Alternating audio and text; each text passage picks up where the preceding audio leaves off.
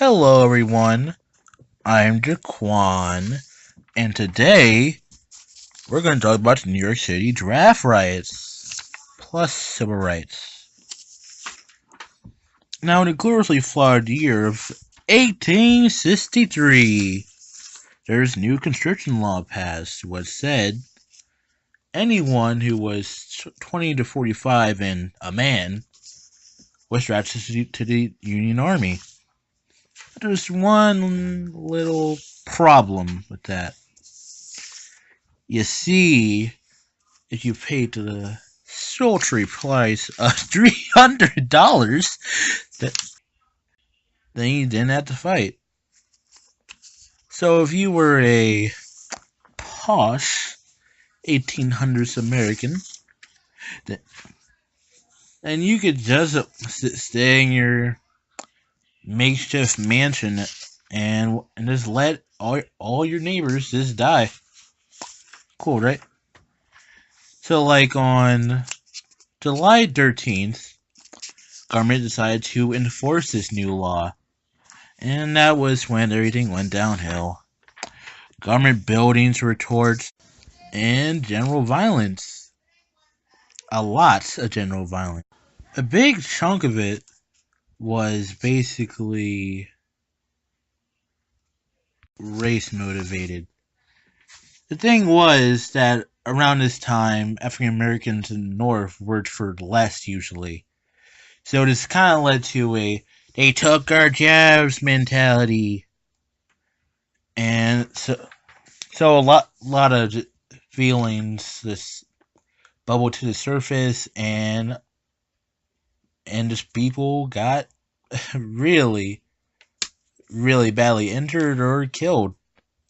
And even before this incident, if you weren't white and a male, then things kind of sucked. It's not to say that you were just exempt from hardship. And this isn't to demonize this demographic, but this was a fact. Generally, people in that demographic were generally better off right around that time. Women couldn't vote, and if you just so happened to live in the wrong part of the United States, you were a slave. Not to mention that if you were a slave, you actually got to the part of the United States, the North, that didn't force you to be a slave, you could actually be dragged back due to another law.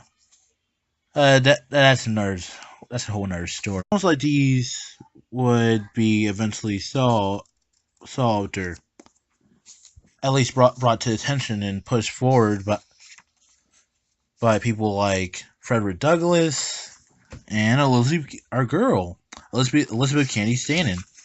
Not to mention a lot of other people who helped. But to get back on topic, on July 17th, the rioters were eventually just, I wouldn't say tired out, but the military forces that were brought in to enforce and the new law and the reinforcements that were brought in to stop the rioters basically just alleviate everything around, and everything was just back to normal around that time.